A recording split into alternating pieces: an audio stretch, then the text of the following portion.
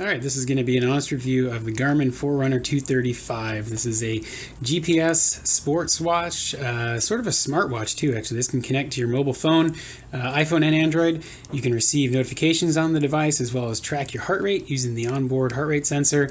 And the built-in GPS works great for running, cycling, and other outdoor activities. So we'll get into my likes, my dislikes, all the things that make this a great and not so great smartwatch slash fitness tracker from the guys at Garmin. Alright, so jumping into my likes about this watch here. First of all, the size is moderate. I don't necessarily consider it too big. If you've looked at the Garmin Fenix series watches, you know that they're huge, humongous on your wrist.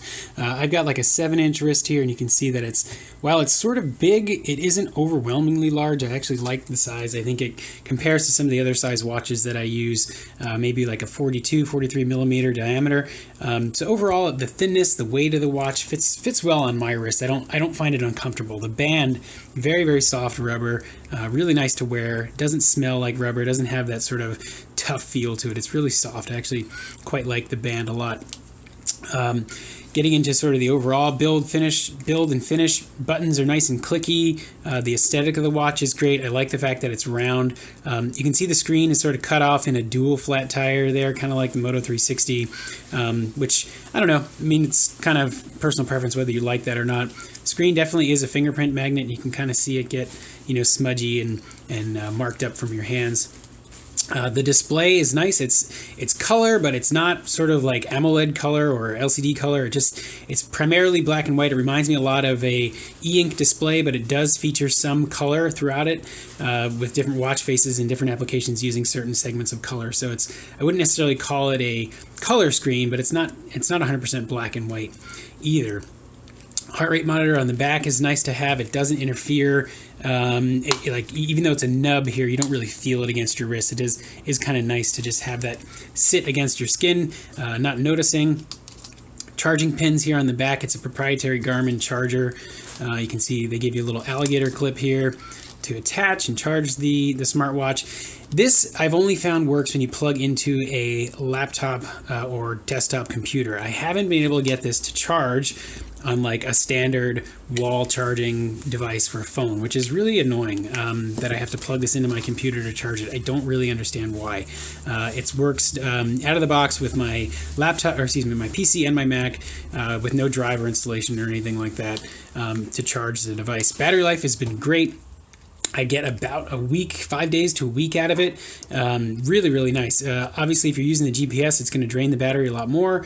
But overall, you can wear this as a watch. It's always on. The display is really nice to have. It's not like the Apple Watch or Android Wear where you have to, rotate your watch for the device to turn on. It's always there, always on. Get 5 days or so.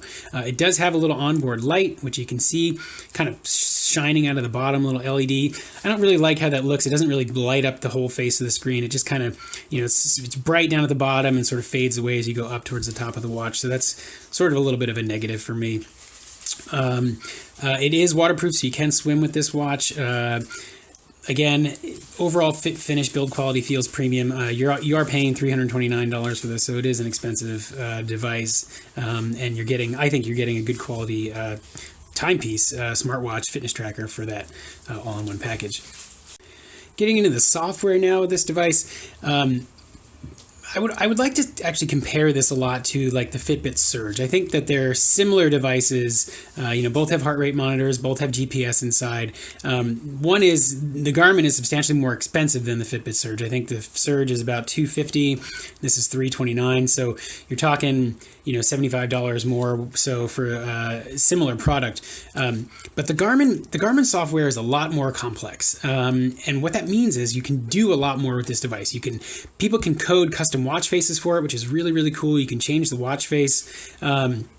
You can actually get in and download custom applications for this watch too. You can download, if you go in here, I have a custom cycle application, right? You can go through the settings, and actually I forget how to do it because the menu is so complex. But if we go here to apps, you can see the IQ apps, and you can actually download these directly from your smart device, whether it's an iPhone or an Android.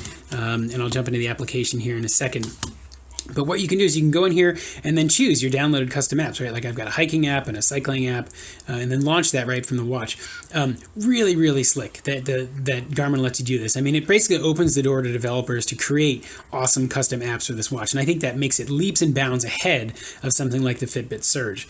On the flip side, if you're into just simple, easy tracking, easy fitness monitoring, the watch is probably too complex for you. I mean, honestly, this is like the Android equivalent of smartphones versus the iPhone equivalent of smartphones when you compare this to the Fitbit Surge.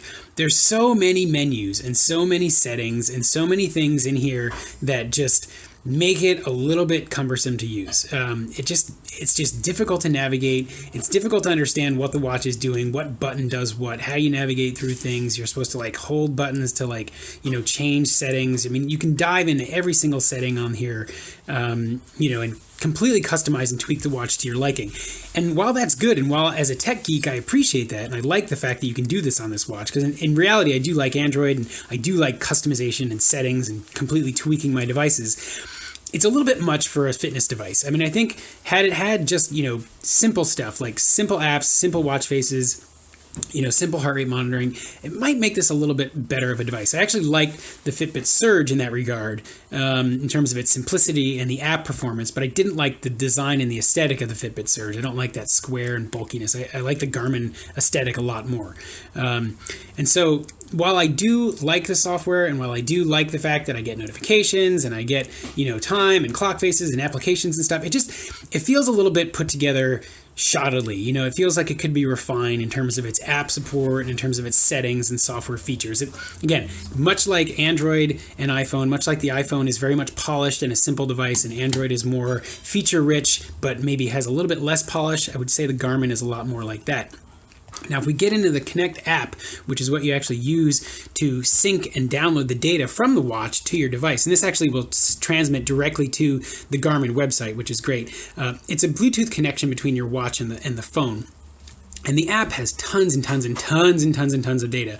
This is just my step data, right? And you can click on these and it'll give you the breakdown for each of the days and tell you, all this information about your records and how many steps you've taken and how much sleep you've gotten and how much running you've done. And, click on the distance of the last run. It gives you the map. And the app is really, really great. I do like the complexity of the app and how much information it does display for you. Now, on the flip side, I actually think that the app is a little bit unpolished. It's a little bit confusing. It's a little bit hard to navigate. It's a little bit, cumbersome just in terms of its polish. It just doesn't have, I wish I had a Fitbit Surge here that I could show you the apps side by side, because if you've ever used a Fitbit app, I've been completely impressed and wowed by how fluid it is, how easy it is to use, and how straightforward the data are presented. While the Garmin does present the data, I think, in a straightforward way, navigating the app is just hard. It's a challenge to know where things are and how to use them. Like all this leaderboard stuff, calendar, I don't even know if this is my Google Calendar or my Garmin calendar. I don't even know what this is. Newsfeed, same thing. Is this my newsfeed? Do I have friends to add? It just, all this stuff, this is the menu settings, right? I don't know. It just, a lot of it just doesn't make sense. And what it does is it forces you to go in here and, play with things, but live track, it's confusing. That's the bulk of my argument right there, is it just doesn't seem to be very intuitive. It does allow you to view, like I said, all of your activities, right, steps, etc. And it does display it in a nice fashion, but I think they can do better with an improvement on the app side of things. So who is the Garmin Forerunner 235 meant to be for? Who will get the most use out of this? Well, I consider myself a pretty avid fitness person. I like to run most days. I like to bike around a lot. I am a watch fan as well, and so this meets a lot of the need for me. I really, like I said, I really like the design of it. I like the fact that you can get it in a little bit of color. This is the black and red model. I like the fact that the battery life lasts so long. I like the GPS inside of it. I like the heart rate monitor inside of it. But ultimately, I'm not going to use it full time, mostly because I'm not 100% convinced I need a smartwatch. This thing has music control. It does a lot of the stuff that I like, but it's still not enough of a watch for me. I mean, I do value the changeable watch faces. I do like the fit. I like how it feels, but it's more of a fitness tracker as opposed to a watch. And I think personally, as a watch person, I would rather just wear a dedicated watch and run or bike with my phone. And I'll tell you why I like that. I'm a big fan of carrying one device, okay? And if I have to take something on a run, whether I'm biking or running or doing any kind of fitness, the phone will give me music, right? I can listen to Spotify when I run. It will give me Runkeeper, which will give me all my data. The only thing the phone is missing is a heart rate monitor. And so personally, as a sort of intermediate advanced fitness person, I don't really value the heart rate monitor. I don't think it really gives me any data that I don't necessarily that I can do without. Heart rate's great. I mean, I think advanced fitness people like looking at their heart rate, but personally, I don't find it useful. Again, that's nothing against Garmin and this watch. It's just against sort of the overall concept of fitness watches at this point in time in 2015. To me, they just don't do enough to warrant keeping your phone at home. I don't want to have to take my phone and my fitness watch, right? I just want to take one device. And if I can't sort of have streaming music from the watch and have the watch do everything that I can do without, or everything that I need it to do without taking my phone with me, then it's not really solving any of my problems, right? The watch is great in terms of keeping its GPS, records of your run, keeping time, keeping your heart rate. It does all that really, really well, and does it in a really clean and nice package.